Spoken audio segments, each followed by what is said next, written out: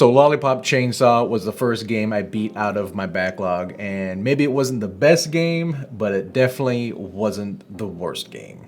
Let's get into it.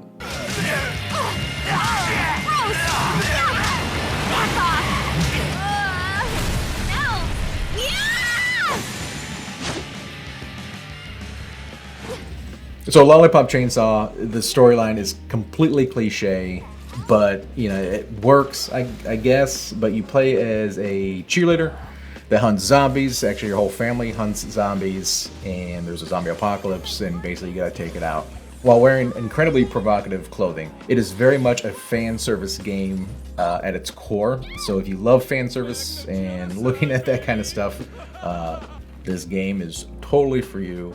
And the storyline won't matter at all. And honestly, it doesn't. It's just a reason to go and kill zombies with the chainsaw, which is honestly pretty fun. I'm a zombie hunter. What? If you played games like Killer is Dead or God Hand, you're gonna kind of have a general idea of what the gameplay is. It almost feels like a Crazy Taxi version of of an action slasher game, if that makes sense. It feels, the way everything moves and controls, it feels like Crazy Taxi. I don't know, maybe the person that made Crazy Taxi made this game? Who knows? But the gameplay is very actiony.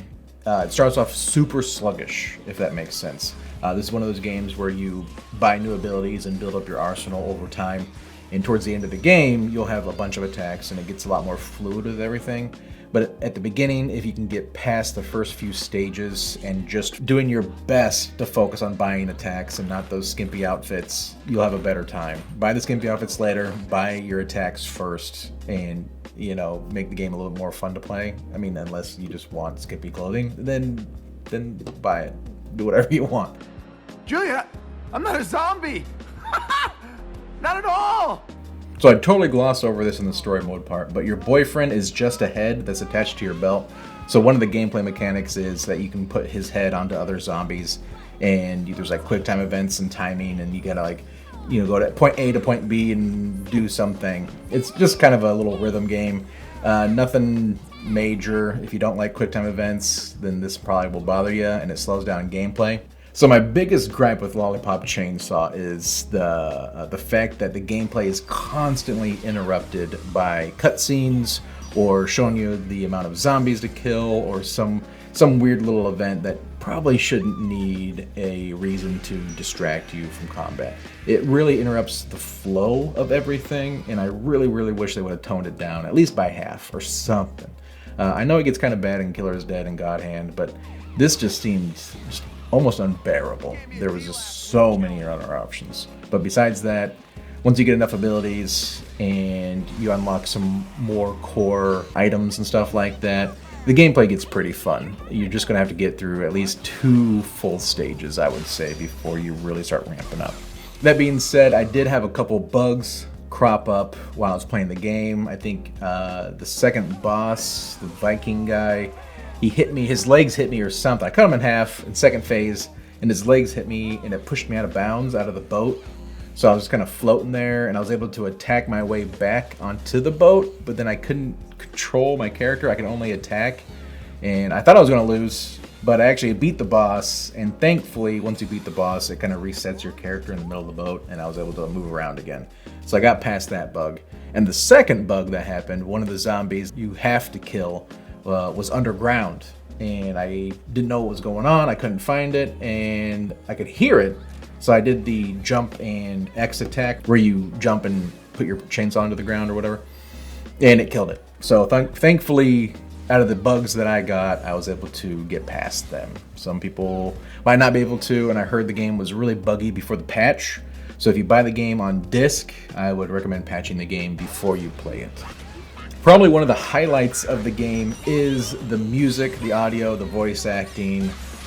Everything is fantastic audio-wise. I love it. It was great to listen to the banter between the cheerleader and the boyfriend. But you can definitely tell the voice actors had a good time saying their lines and had a lot of fun with this game. The music is fantastic. You can buy the MP3s that'll kind of randomly play through the background of the stages and stuff like that. So the more music you unlock, the more options you have for some sweet background music. Actually, I might even download or listen to the soundtrack on YouTube, see if there's any good songs. Because if you like rock and roll or metal or whatever, this has got a lot of that. Actually, every boss is musically themed, interestingly enough. The graphics for the game, so this is a kind of like a remaster, I guess, not a remake, and they didn't do a great job with the textures by any means, but it plays pretty solid. There's a few moments where I was getting some stutter here and there. I think like the first boss, he's throwing cars, or there's the car area, there's some stuttering. That's honestly pretty bad. But overall, graphics, they're fine. I think some of the newer skins have better textures and everything like that, but some of the stuff from the PlayStation 3 and Xbox days looks pretty muddy. But as long as the frame rate's good, that's all I really care about. And for most of the time it is. So final thoughts for the game.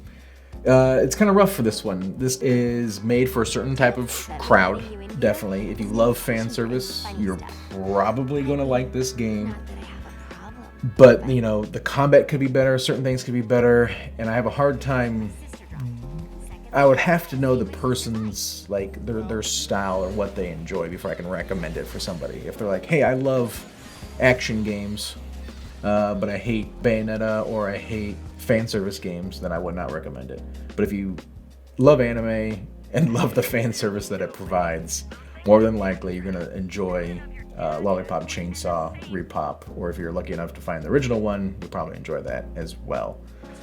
So at the end of the day, I would say I would probably recommend it if I knew the person and the type of games they liked. But if I didn't know what they play or what they like, this is not a game that I would probably recommend for your average person. This is probably more for the hardcore gamers. They're looking for a fun fan service game that provides a lot of just who gives a crap, turn your brain off entertainment, and has a terrible storyline, but awesome music and really fun combat once you get farther along in the game. So that's my thoughts on the game. I enjoyed it. I know other people won't, and I don't expect them to. Honestly, I don't expect a lot of people to enjoy this game, but at the end of the day, it was fun, but it's not a game I'd probably ever recommend anyone pay a bunch of money for if they don't have to. All right, people. Stay safe, stay retro. Hopefully you're finding the games you're looking for, and I'll see you in the next video. Later.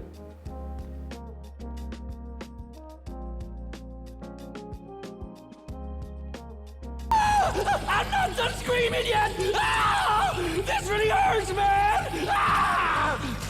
Jeez, so emo.